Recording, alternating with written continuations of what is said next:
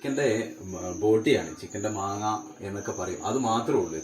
ഇത് നമ്മുടെ ഒരു സുഹൃത്ത് സലീം എന്ന് പറഞ്ഞൊരു സുഹൃത്ത് നമ്മളുണ്ട്. അപ്പൊ നമുക്ക് നല്ല ഓർഡറുള്ള സമയത്ത് എനിക്ക് ഇങ്ങനെ മാറ്റി വെച്ചാൽ ഇത് മാത്രം വേണമെന്ന് പറഞ്ഞിട്ട് മാറ്റി വെച്ചാൽ ഇപ്പൊ ഇത് നമ്മൾ നല്ല ചെറുതായിട്ട് നല്ലതുപോലെ ചെറുതായി കട്ട് ചെയ്തിട്ടുണ്ട്. ചിക്കന്റെ ബോട്ടി മാത്രമേ ഉള്ളൂ. അതിന്റെ കൂടെ ഒരു 150 ഗ്രാമോളം കുറച്ച് ലിവർ ഇട്ടിട്ടുണ്ട്.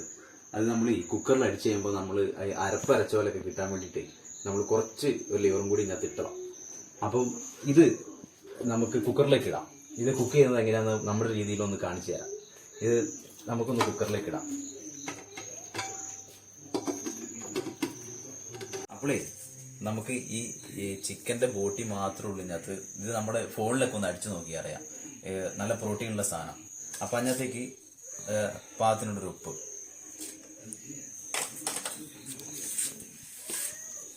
പിന്നെ കുറച്ച് മഞ്ഞൾപ്പൊടി,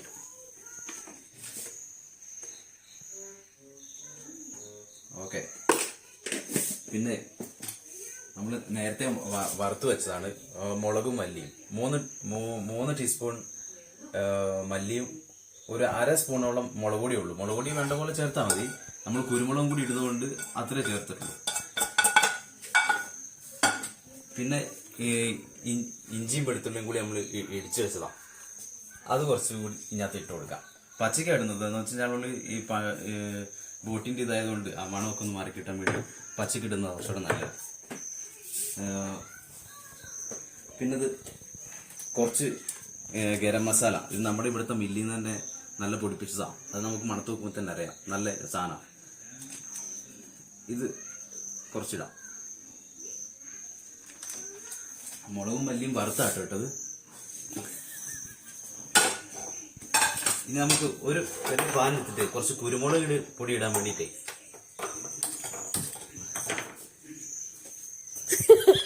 അപ്പം ഈ പാലിലോട്ടെ കുറച്ച് വെളിച്ചെണ്ണ ഒഴിച്ച് ഈ കുരുമുളക് കൂടി ഒന്ന് നമുക്ക് ചൂടാക്കി എടുക്കാം. നല്ല കറുപ്പിച്ചെടുത്തു കഴിഞ്ഞാൽ നമ്മൾ ഈ വരട്ടി വരുമ്പോഴേ നല്ല കറുപ്പ് നിറം ഉണ്ടാവും. അത് കുറച്ച് എണ്ണ ഒഴിച്ചിട്ട് കുറച്ച് കുരുമുളക് ഇട്ടിട്ട് ഒന്ന് ചൂടാക്കി നമ്മൾ ചെറിയ രീതിയിൽ ഒന്ന് കറുക്കുന്ന പോലെ ആക്കിയിട്ട് നമുക്ക് ഇതിനകത്തേക്ക് ഇടാം.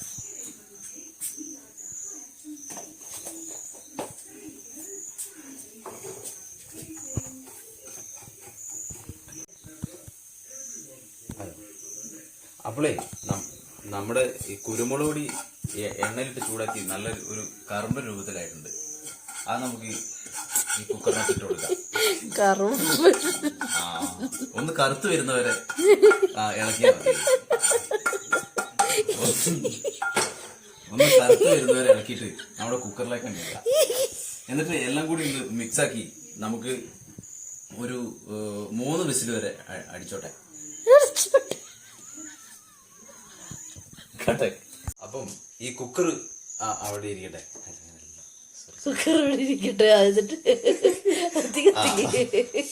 പിന്നെ അത് വേവട്ടെ. നമുക്ക് പിന്നെ ഒരു ചെറിയ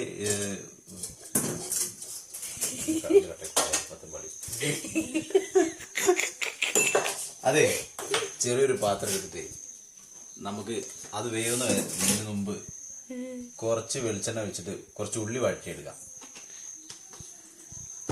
അപ്പം വെളിച്ചെണ്ണ ഒന്ന് ചൂടായി വരുമ്പോഴത്തേക്കും കുറച്ച് കറിവേപ്പില, വെളിച്ചെണ്ണ ചൂടാവട്ടെ, കറിവേപ്പില ഇടാം. ഓക്കെ,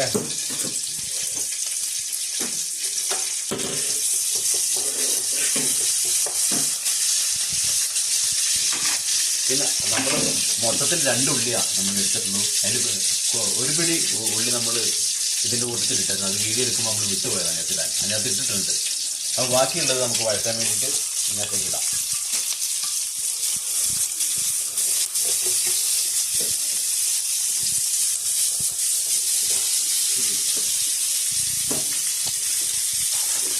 അപ്പോൾ കുറച്ച് ഉപ്പോടെ ഇട്ട് കൊടുക്കാം. ഇതേ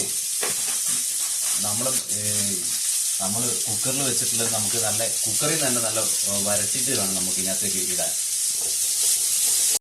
നമ്മൾ ഉള്ളി ഒന്ന് വഴട്ടി വരുമ്പോഴത്തേക്ക് നമുക്കതിനകത്ത് കുറച്ച് മഞ്ഞൾപ്പൊടി കുറച്ചൊരു ചിക്കൻ മസാലയും കൂടി ഇട്ട് കൊടുക്കാം.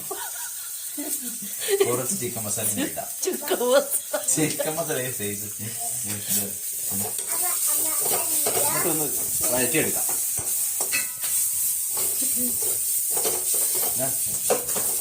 നമുക്ക് ഈ കുക്കറിൽ വെച്ചത് നമുക്ക് ഈ വഴറ്റി വെച്ച ഉള്ളിനകത്തേക്ക്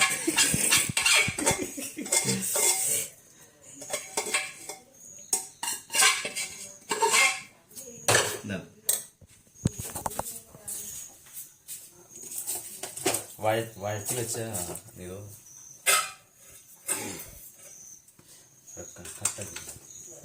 അപ്പം നമ്മൾ ഈ വഴറ്റി വെച്ച ഈ ഉള്ളിലോട്ട് നമ്മളിത് എടുത്തിട്ടിട്ട് നന്നായിട്ട് ഒന്നോടൊന്ന് ചൂടാക്കി ഒന്ന് വരട്ടിയെടുക്കാം. നല്ല കറുത്ത് കറുമ്പനായിരിക്കട്ടെ.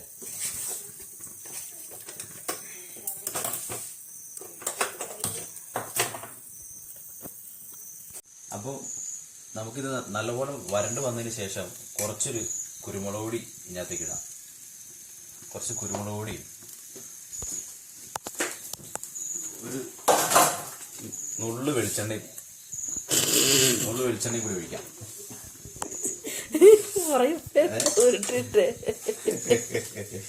എന്നിട്ടൊന്ന് ഇളക്കി എടുത്ത നമ്മുടെ ചിക്കൻ ബോട്ടി ഫ്രൈ റെഡി.